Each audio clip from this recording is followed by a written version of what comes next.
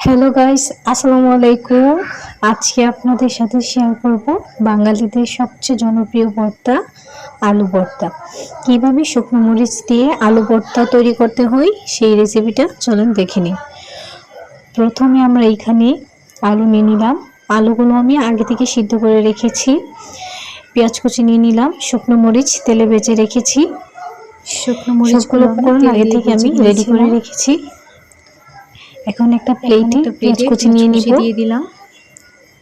সামান্য পরিমাণে একটু লবণ দিয়ে পেঁয়াজগুলো ভালোভাবে করে নিব।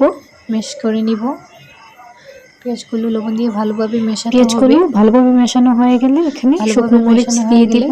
এখানে শুকনো যে মরিচ যেরকম জাল খান ওই অনুযায়ী শুকনো মরিচ নিয়ে নেবেন। শুকনো মরিচগুলো ভালোভাবে মেশাতে হবে।